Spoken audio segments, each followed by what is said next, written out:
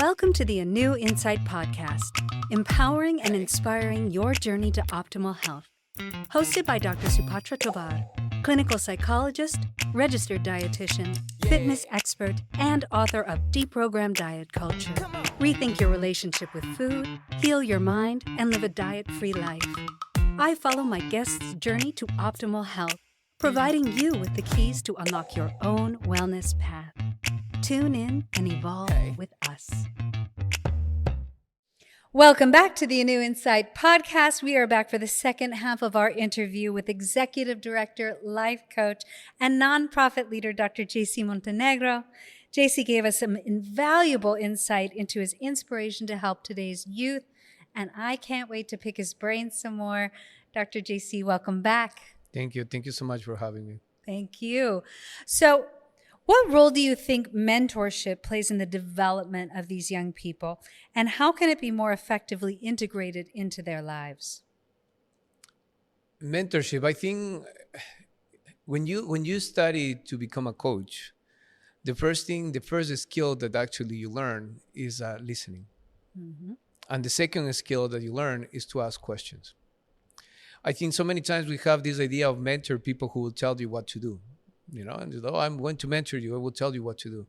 But in reality, as a coach, as someone who accompanies young people, the trick is in asking the right questions to allow them to think and help them to process what is happening to them. Yes. And I think that makes a huge difference, because it's not any longer you develop a relationship where they need you, but actually you develop their skills where they can start asking those questions to themselves and continue walking in their lives. And I think that is what is the best way to be mentored, per se. Absolutely. Listening and asking questions, it's the same thing in therapy. And I think just being mindful of the questions and how they guide, the child to their best answer. It might not be your best answer, but it's their best answer. And so can you give me an example of someone that you've mentored, who wouldn't mind you talking about them, someone that really, impressed you or came from very difficult circumstances and then went on to thrive? I have many young people that I have worked with, and I've been doing this for over 20 years. So I've been blessed to accompany some of them in many ways. And to my mind came three people. One is this young person who came. Mom was Buddhist, dad was a Christian, and he comes to a Catholic school. And it was just interesting because he never kind of like connect, or why not? And through the accompaniment and walking with them and everything, he actually, in a sense, became my right hand in the ministry that I was doing. And it was interesting because that's what I was telling you before. When you empower them, they also come with their own ideas. And how do you deal with those ideas when those ideas are not necessarily your ideas or are not necessarily what you want? So how do you work with that? And then I remember one day after many years, he got upset with me and he wrote a resignation letter saying that he will be moving, and he found another job in a dentist and then in the marketing. But looking after, you have a young person who has his family, who has a stable situation, and you realize that the last 10 years, part of that environment, I was there. Now, and that is what I'm saying. I mean, I don't think I am the person who made this possible. In the same way that I cannot tell one person who was the one who changed my life. It's the whole environment. Yes. And I think that is at the Salesian Family Youth Center and at the Salesian organizations that we have, like the high schools and why not, we create that environment where the young person can feel accompanied not only by one person, by many. Mm-hmm. So there is three types of accompaniments that they call. Understanding accompaniment, the fact of walking with. The first one is the personal, that is one-on-one. The second one is the group accompaniment, You know, like the 12 steps, the AA and all of them, they have a group accompaniment. And the third one that I think is the most important that not many people understand is the environmental accompaniment. Meaning you create an environment where they feel welcome, where they feel that they walk. I had another young lady, when I came, I didn't speak any English. So she spoke in English and Spanish because they're from Mexico, but she used to play football with me. And no one would like to play with her because, you know, she was the youngest. So she would play in my side. But nowadays, then she went to the missions. So she went and served for 1 year in Tijuana. And then when she came, she started working in another church. And then she came and worked with me. And now she's helping me as a board member of the organization that we have. And she has 4 children. So, for example, those are the moments that you say God has provided to me with this family that is not really my family, blood family, but is the people that I have growing up with. Wow. And I am so amazed that they have allowed me to be part of their lives as they are part of my life. Yes. And as this, I can tell you a lot of things. I can also tell you young people that when they are there, we connect, but then when they leave, we don't see each other anymore. Wow. So that can also happen. So it's not like, for example, right now in our program, I have, for this year, I will have around 250 teenagers that we will be working with. There will be teenagers that were super connected, and then once the program is over, I will never see them again.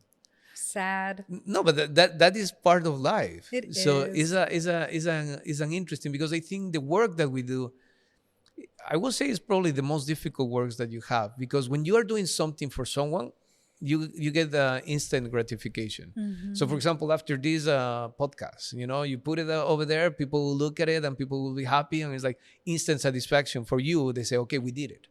You know, but when you work with young people at that age, you don't see the fruits of what you have said many years later. Right. Like the other day, I had someone who works now works for the forest. He's a police forest or something like that.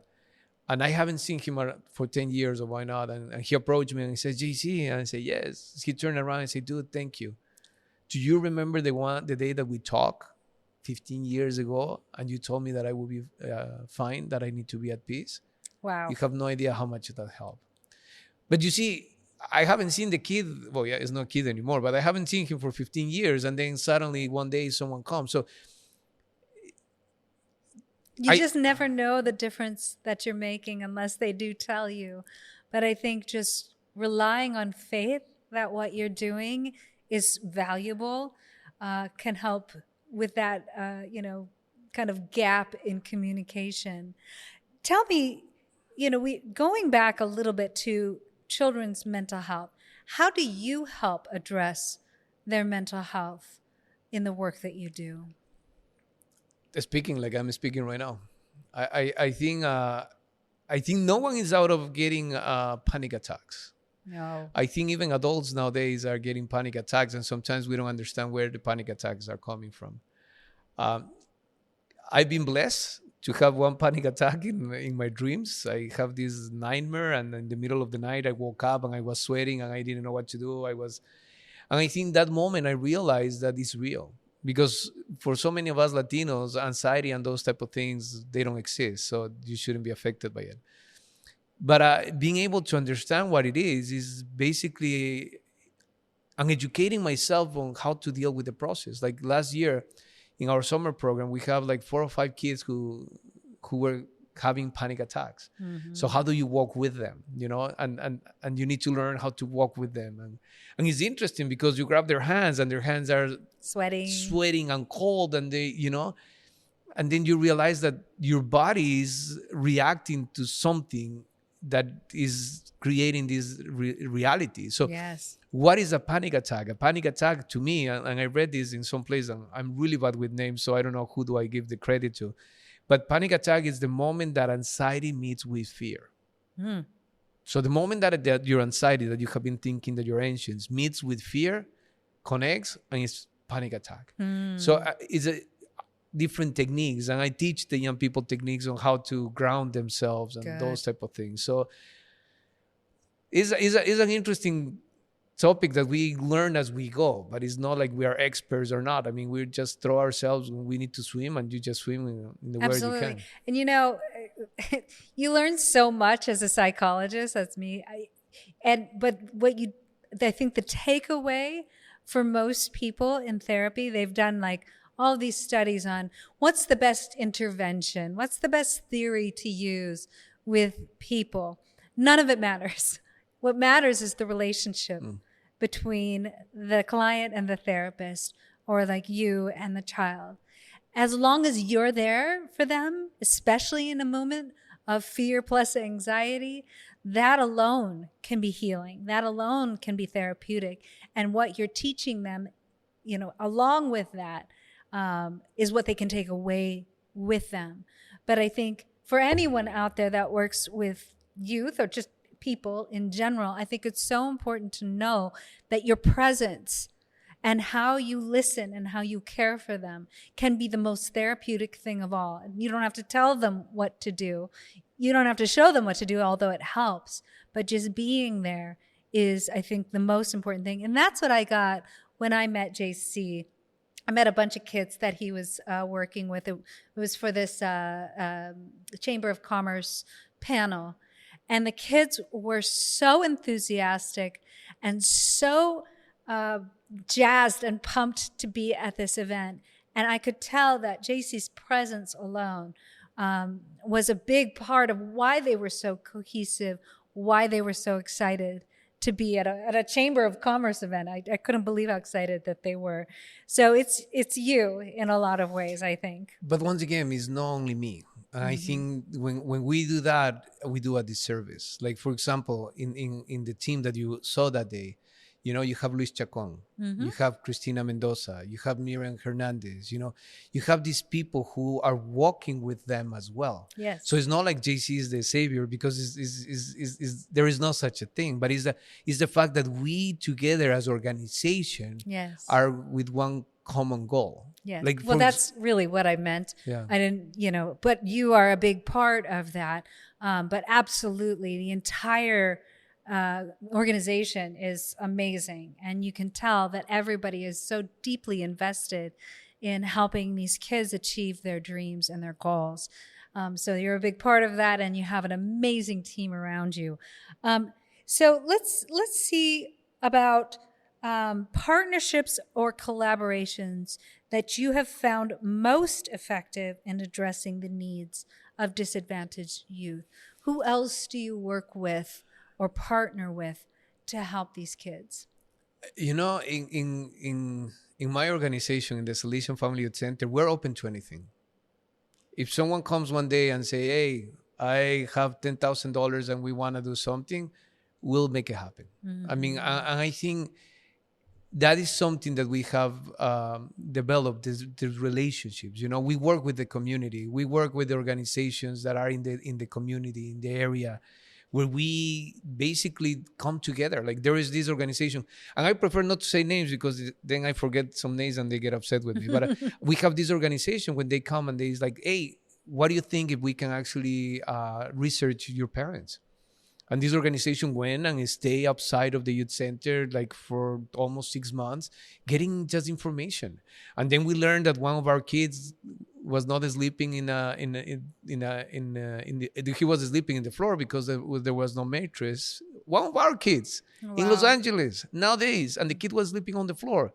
So through the organization, we went ahead and bought a mattress for him, so for him to have something to sleep on. Wow. I mean, this is the reality that we live in Los Angeles that we don't realize. Yeah. Like the other day with Luis, we have another organization in Skid Road, and I am challenged to do something more than the common. You know, it's easier to put a bag of food and go and give it to the homeless in Skid Row per se. So it's like, let's go and play with the kids, you know, and believe it or not, in Skid Row, there are children who are homeless. Yes. So we went over there and we start playing. There was a person that I'm so grateful, he donated to us Legos. And he donated to us a huge amount of Legos. Wow. Well, we were with those Legos playing with the children in the skid road with the homeless children. But this is the reality that sometimes we are in this area that we don't see more than what is in our eyes. But the reality is we live in a society where there is a lot of need. And the question that I have to be, and that is part of my outbringing and my faith, is how can we do more? How can we help those who are really in need? And that is what we try all the time. That's our question, actually. Yes. And what are your ideas so far? I mean, homelessness is a huge problem in Los Angeles, and it is, there are a lot of children who are homeless. What are some ideas to help them be bridged to homes or to getting better help? Sadly, we are not in that business per se to build, because we will need way more money. So what we do is we bridge. Yes. So if we know someone who's having this situation, we know some organizations who are amazing and they will help them. So what we do is we bridge. In our main purpose is, number one, is to educate the young people who go with us to play in the streets, to give food and all that stuff, but also to those kids who are there to feel that someone cares. And it is amazing. I mean, I have a couple videos in my Instagram when kids will come and just like, God bless you, and just moves the whole thing. We are just, as I said, our business, if you want to call it, is educate young people for them to understand their full potential. So if we need to present this reality with them, with the homelessness, we go, but we don't go and give them food. We ask them, what did you learn from this? What is the difference between them and us? Yes. How do you think they ended up over there? Yes. So the reflection process is what they are helping them to say, okay, they need to be good in school. I need to go to college, or I need to have a trade that it will help me. How can I become a best version of myself? And that is what we try to do in every interaction with the young people. Oh, I love that. And I'm sure that that's extremely inspiring for them. Now, if you had a chance to influence policy on a national scale, what would be your top 3 priorities for supporting disadvantaged youth? I think at this point, more young people need to be called to be at the table where the discussions are happening. I think sometimes in our reality, there is no young people in those areas. People who are making decisions normally are people who are adult, experienced, and whatnot. But there is a huge disconnection between who they are and what we live with what they are living. To give you an example, I consider myself being versed in social media. Sometimes I do not understand the way how they communicate. Oh, no. It's a whole other language. I don't know if you saw, just a little side note, the show Adolescence. Yes. Oh, my gosh. Is that what you're talking about? That is part of it. It's insane. That is part of it, yeah. So I think we need to bring the young people to the table.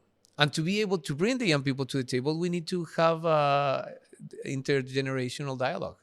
And I don't think we are willing or able to understand what means intergenerational dialogue until we actually experience it. Yes. And that's what I'm saying. Sometimes we are so polarized that we don't allow the other people who think differently than us in the same table. No. When the reality should be, if some people who are in this table don't think like me, God bless them.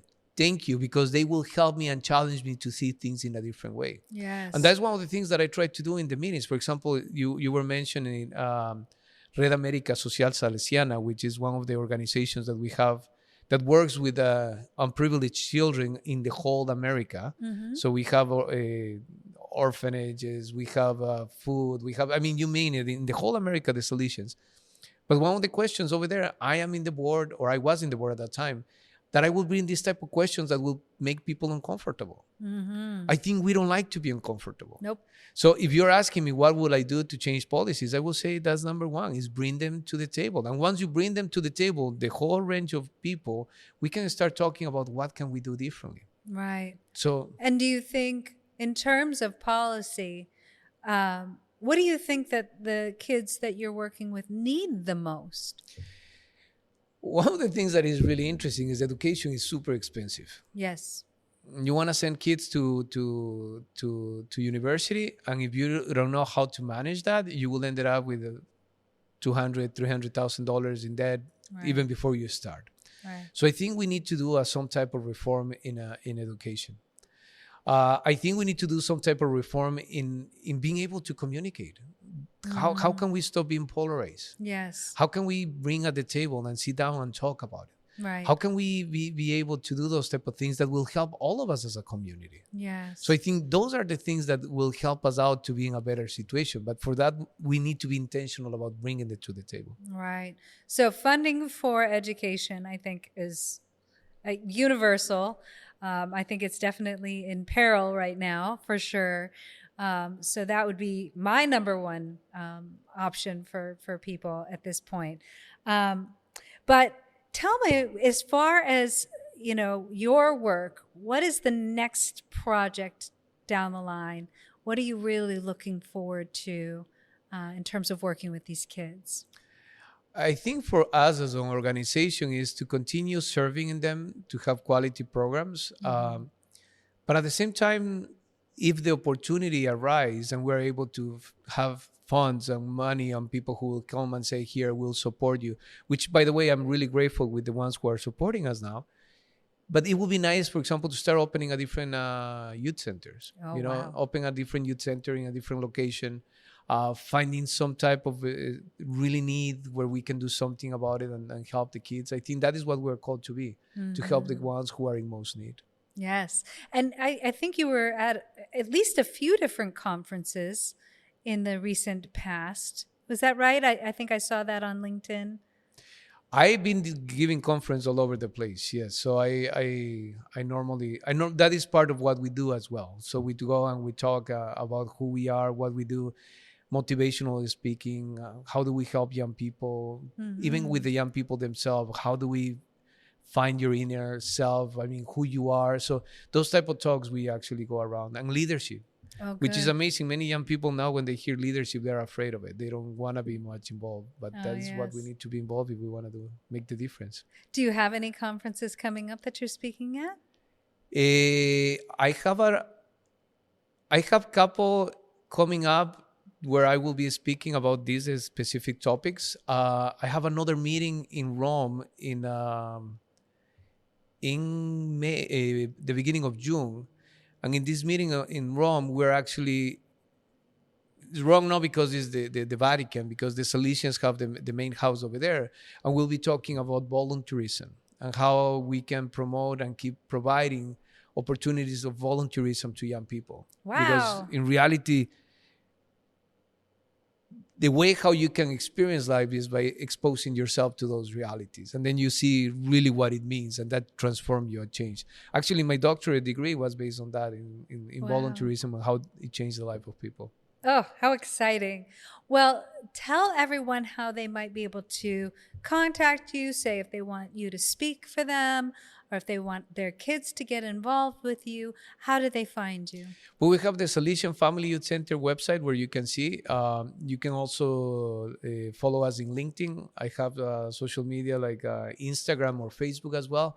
So that would be the best way to find me.